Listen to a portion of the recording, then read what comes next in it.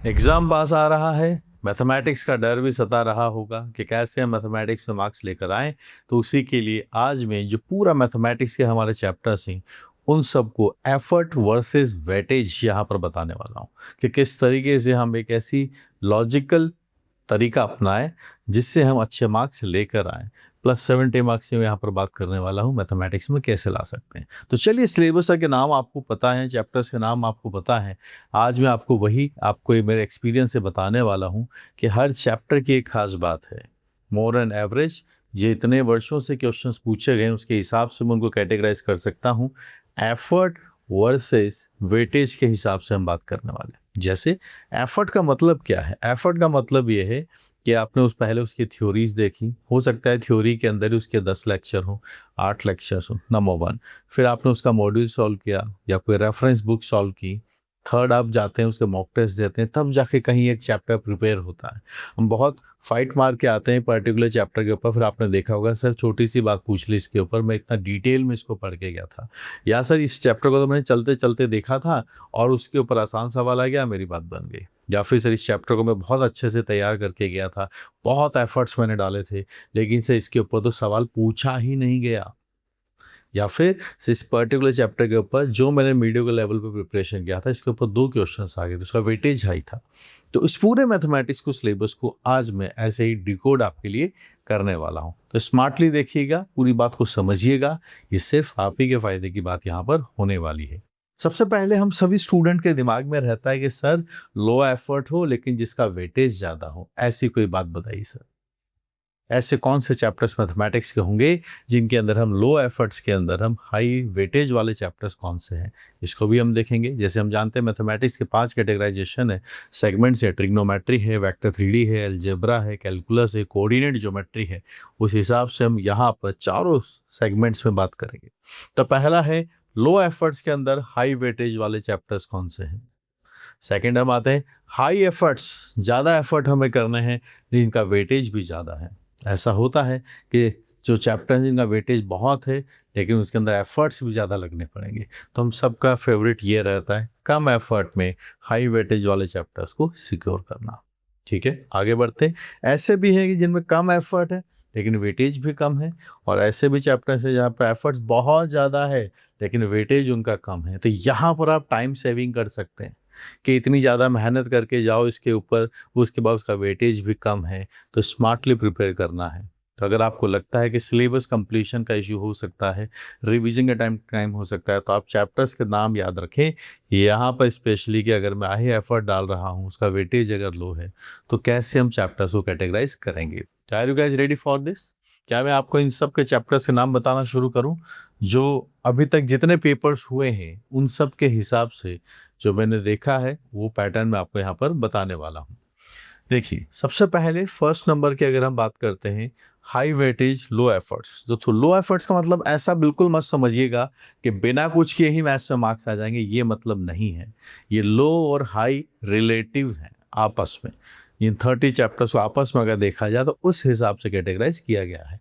List of chapters में आते हैं जो लो एफर्ट्स यानी कम एफर्ट्स में आप मार्क्स ला सकते हैं। उसमें है progression, statistics, matrices, set relation, differential equation, trigonometry के दोनों पार्ट, चाहे वो रेशियो हो या इक्वेशन हो। रिसेंटली इस पर क्वेश्चंस पूछे जा रहे हैं काफ़ी सारे।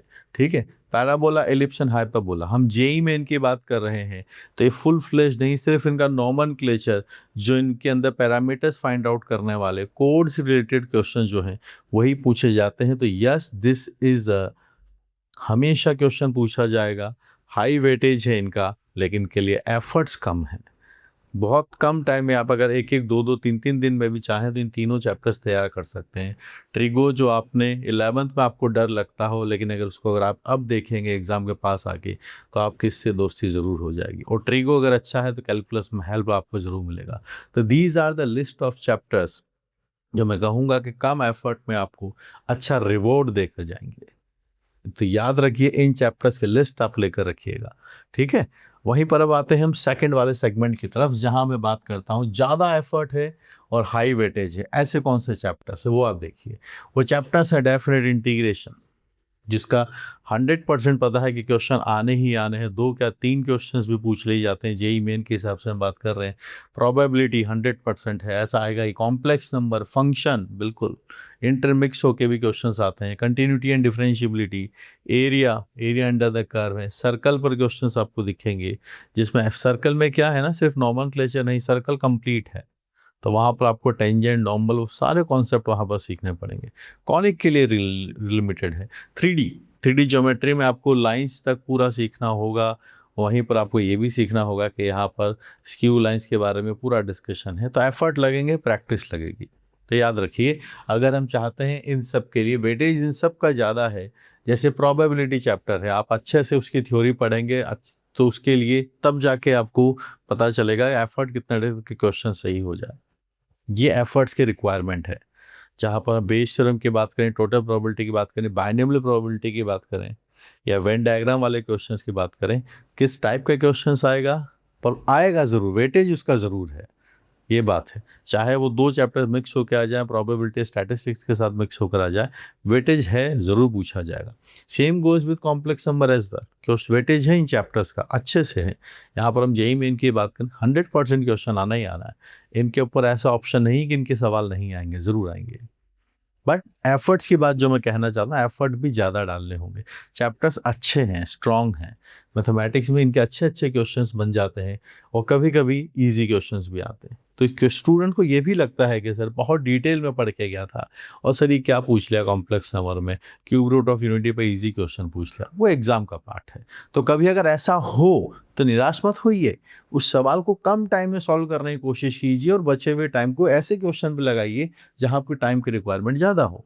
ठीक है, तो यहाँ हम 2 फैक्टर्स की बात कर रहे हैं, एफर्ट वर्सेस वेटेज, जो एग्जाम के बाहर की बात है। और अगर आपको ये अच्छे स्ट्रांगली आपने किया, तो आप फाइनल एग्जाम के अंदर टाइम को रिड्यूस कर पाएंगे, उससे आपकी एफिशिएंसी बढ़ेगी। ठीक है, तो ये लिस्ट ऑफ चैप्टर्स ऐसे हैं जिनका वेटेज काफ़ी ज़्यादा है, पर इन पर एफर्ट्स भी बहुत ज़्यादा लगते हैं। ठीक है, फिर मैं बात करता हूँ, इस वाले पे आते हैं, तो ऐसे कौन से चैप्टर्स हैं जिन पर एफर्ट्स कम लगेंगे पर उनका थोड़ा वेटेज भी कम है। उसमें हम इन 4 चैप्टर्स को रखते हैं। लिमिट्स पर जनरली स्टूडेंट्स रिवीजन भी नहीं करते हैं, और वो यूज टू हो जाते हैं, क्योंकि उन्होंने कंटिन्यूटी, डिफरेंशियबिलिटी, आगे आने वाले चैप्टर स्ट्रॉन्ग करते हैं। फंडामेंटल ऑफ मैथ्स की बात करें, जहाँ पर मॉडुलस, लॉग, इन सब के स्टूडेंट जो बेसिक मैथ्स का पार्ट होते हैं, क्वाड्रेटिक इक्वेशन है, डिटर्मिनेंट्स हैं, ये सब थोड़े से रिलेटिवली बात कर रहा हूँ।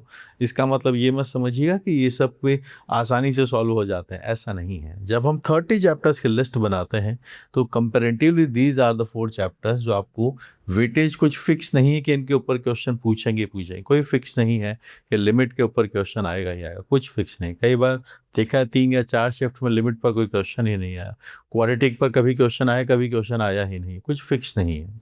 ठीक है, सो रिलेटिवली अगर हम देखें तो यहाँ पर है, डिटर्मिनेंट में भी ऐसा है, कुछ वर्ड्स ऐसे थे जहाँ पर हमेशा क्रेमर रूल पे क्वेश्चन था ही सही, पर ऐसे भी कई शिफ्ट है जहाँ पर डिटर्मिनेंट के ऊपर क्वेश्चन है ही नहीं।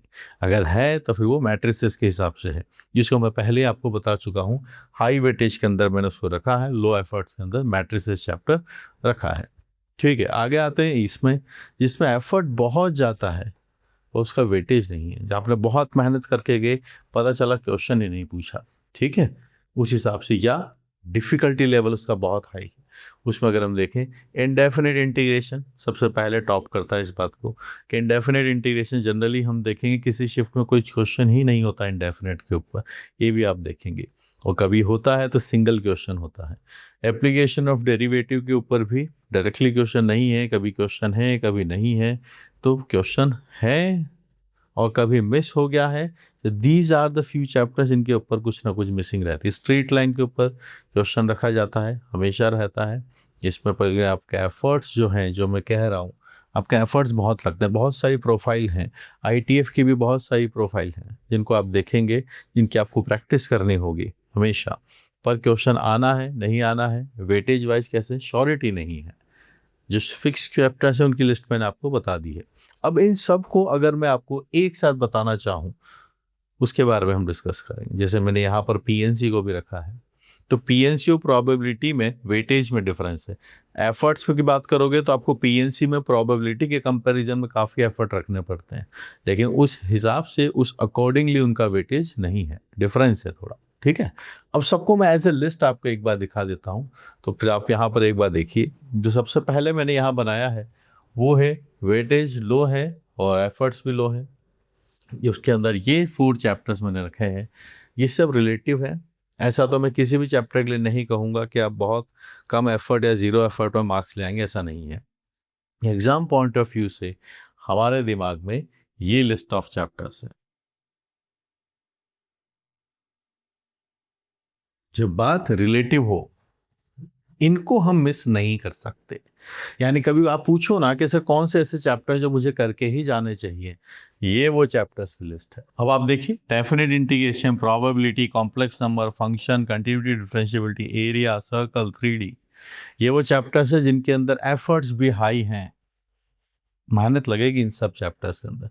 या ऐसे नहीं कि 2 या 3 दिन के अंदर प्रिपेयर हो जाएंगे, लेकिन वहीं पर इनसे रिलेटिवली आपको कम एफर्ट में जो मार्क्स देकर चले जाएं, जिनके कॉन्सेप्ट इनसे थोड़े से लेस टाइम टेकिंग है या कम दिन के अंदर थ्योरी कंप्लीट हो जाती हैं, ये उनकी लिस्ट है। Progression, statistics, matrices, set relation, differential equation, same ही प्रोफाइल के क्वेश्चन लीनियर डिफरेंशियल इक्वेशन पे क्वेश्चन पूछे जाते हैं। आप इनसे जल्दी दोस्ती कर सकते हैं, आप जल्दी इन चैप्टर्स के अंदर मार्क्स ला सकते हैं कंपेरेटिव विद दिस। दोनों के वेटेज है, दोनों पूछे जाते हैं अच्छे लेवल पर ये लिस्ट ऐसी है जिसमें हम कम एफर्ट के अंदर मार्क्स ज़्यादा ला सकते हैं।